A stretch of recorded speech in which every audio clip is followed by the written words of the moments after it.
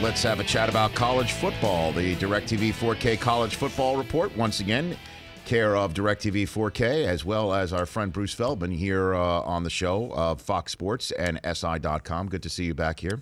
Let's get it right into it, Bruce. What's going on with Chip Kelly? Best you can tell me right now. Right now, he is much in demand, kind of as we expected.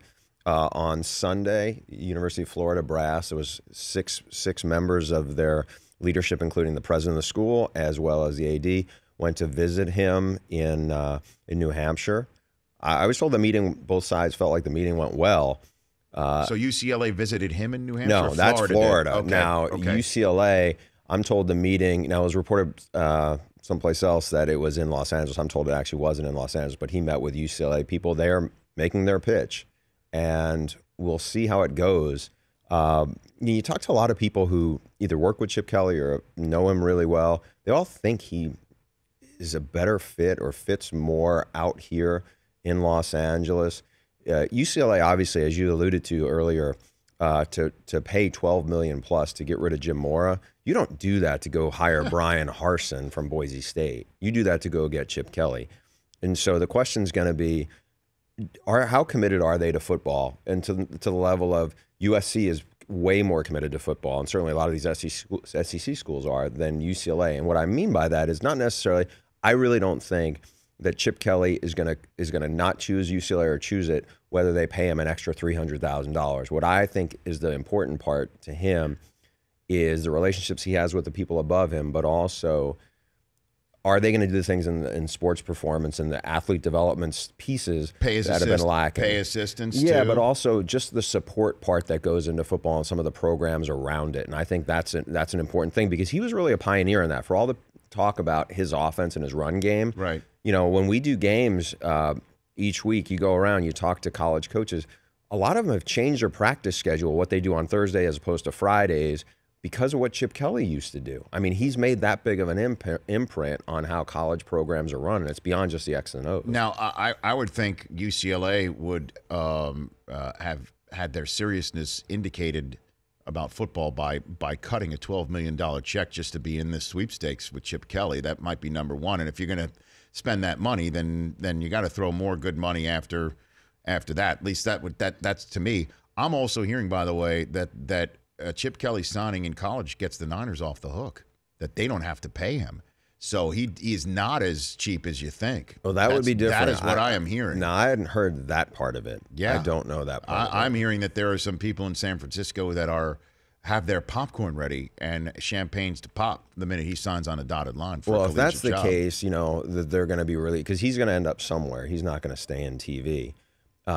You know, I think looking at this also from just a dynamic standpoint, he's not a guy who wants to be in the middle of a fishbowl, and that's what you would have had at Tennessee. To some degree, I think you have that at Florida, although not as much as some other SEC schools.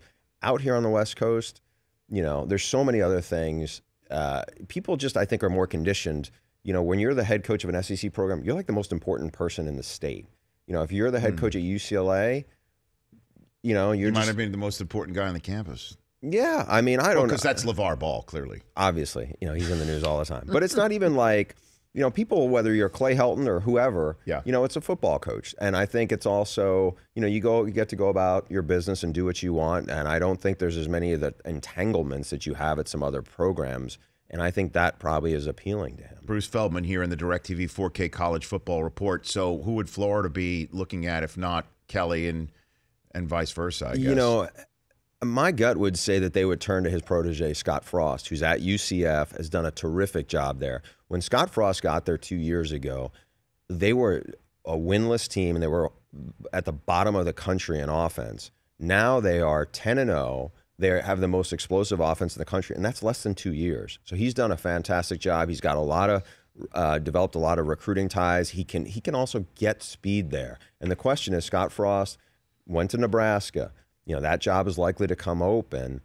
You know, I could see his heart being there, but is his head going to be there to want to go? Because you can get a lot better players in Gainesville, Florida, or in Tallahassee if that job comes open in Florida State than you certainly can at Nebraska. DirecTV 4K College Football Report here with Bruce Feldman. What's going on in Texas A&M? What's happening there? Well, they're ready to pull the plug on Kevin Sumlin. The new AD there, Scott Woodward, he pretty much put him on notice. He went on, the SEC network at the SEC meetings and basically said if he doesn't have a better year, it's over. And they've had a decent year, not good enough. They lost 3 games to top 15 opponents. They lost the game against UCLA early on. Yeah, I read the Regent's Facebook rant as well. Yeah, I mean, there's been stuff out of the woodwork. It's been all over the place. And so yesterday, the Houston Chronicle had reported that they are prepared. They are going to fire Kevin Sumlin after the season finale, which is Saturday night at LSU, and they're going to fire him whether he wins or loses. And from talking to guys on that staff, and I talked to one of the assistant coaches last night, I said, how'd you find out about the report? He said, it was basically when I was coming off the practice field, I saw I had 6 messages and 2 were from recruits. He said it's really, and he used some colorful language, a bad deal for the players to find out that, no matter what, it doesn't matter what you do on Saturday night. And he goes, all these guys were recruited by Kevin Sumlin.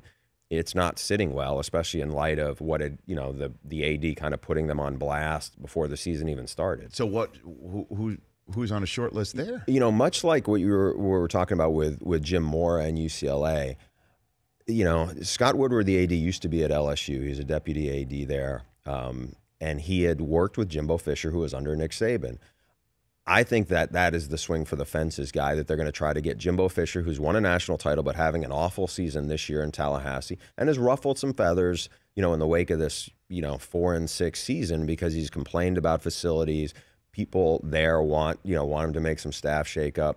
If he was going to leave, and there's been other times where people have, Texas, LSU, other schools have had interest in him, and he has stayed there.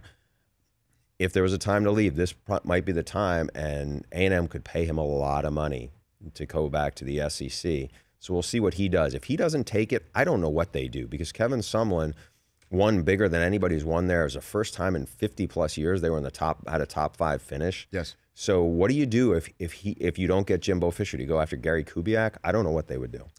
Now I'm gonna tread on the ground that people love to rip me for and rag on me for, okay? All the NFL talent evaluators just love texting me, hey, I'm hearing they're coming for your guy in Ann Arbor. I hear they're coming. I hear that the Browns and the Colts and the Bears are going to back up the truck. Are you hearing anything about that with Harbaugh in Michigan right now, Bruce? I'd be surprised if he were to leave now. Think about this and take your yourself out of this and your heart out of this. If you can. So because this is a topic of this. And again, I don't know if these talent evaluators are doing it just to rib me and just poke at me. They could be that too. But. You have a guy who is ultra competitive. We know that. He got this job. He has not beaten his arch rival to this point. They play Ohio State this weekend. Yes, sir. He has struggled with Michigan State. He has struggled, in the big games that, if you're the Michigan coach, you really need to win. His team is a year away probably because he had the fewest returning starters coming into this season. He's got a young quarterback. We'll see what happens, whether it's Brandon Peters, whether it's Christian McCaffrey's little brother, Dylan McCaffrey, whatever's going to be. All that defense, a lot of those guys are going to be back. They should be really good next year. Do you really think he's going to go, I got this as my family loves it here, the situation where, the grandparents are around the kids, everything. Now, it's not to say he couldn't get a similar dynamic because he's got so much money that you could probably create that kind of ecosystem. I just find it hard to believe that he would pull the plug after all it took to get this situation at Michigan and to do the heavy lifting to do some of this stuff, that he would go bolt back to the NFL. He could do that a year from now. He could do that 2 years from now. So why would he do it now when you left unfinished business on the table? Because he may not get this opportunity to be the Michigan coach. If Michigan feels that special to him, it's different from an NFL team or an NFL organization. He's going to get those opportunities down the road. Well, in the few minutes I have left in this DirecTV 4K college football report, Alabama-Auburn, who do you think wins that one? Who wins the Iron Bowl? My hunch is that Alabama will. I just think too many people have pounded onto this Auburn bandwagon, and I think Alabama – their matchup, I think Jalen Hurts has played in a lot of big games, even though he's only a sophomore already.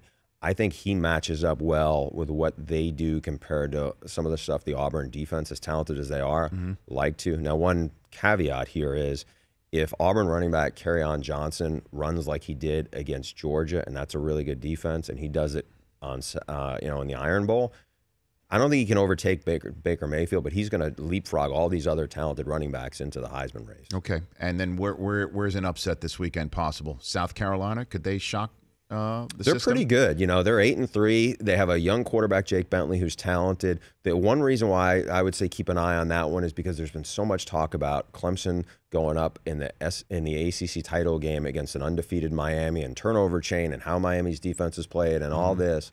Where I think it's going to be I know it's a rivalry game. They're not going to take South Carolina lightly. Will Muschamp quietly has done a really good job in Columbia, South Carolina. And Baker Mayfield, we had Marcus Mariota on. He said that he's honestly on the fence about what Baker Mayfield did on the sidelines against Kansas. Yeah, I know there are probably some voters who are probably going to be the same way. I just think the gap between Baker Mayfield and everybody else, you can't have him if you know, I'm not saying this is Marcus, but you can't have him number 2 on your ballot if you're, thinking that way. He's either not on the ballot or you have him number 1. To me, he's clearly the most outstanding player. Did he do something really stupid and immature? Yes. But I think there's plenty of, Marcus turned out he's just a great kid. We don't know that all those guys who we're voting for necessarily are. We just know what we're working with. And in the grand scheme of things, what he did, was it immature? Yes. Was it something, there's a lot of awful stuff that we find out about in this day and age. To me, it wasn't, I want to put it in perspective. I don't think it was anywhere near on that level where I would say I'm taking him off my ballot. And you're doing the Apple Cup this weekend? We are. We go up to Seattle first thing Friday morning. Can't wait to see it. It's going to be Chris Peterson and Washington have a chance to play spoiler and knock Wazoo, their arch rival, out of the Pac-12 title game. And Stanford sitting right there, right? Yeah, I mean, they're waiting. Bryce Love has had a terrific season, but, Washington State has a chance to do something they haven't done in a long time. And is there anybody on the staff covering the game that needs marital advice from I Mike hope Leach? not, because you don't want to hear from Mike and let him go on a rant. I mean, that was fantastic. We're going to play that in its full glory in the third hour, just before Bob Saget walks in here. That's going to be a lot of fun.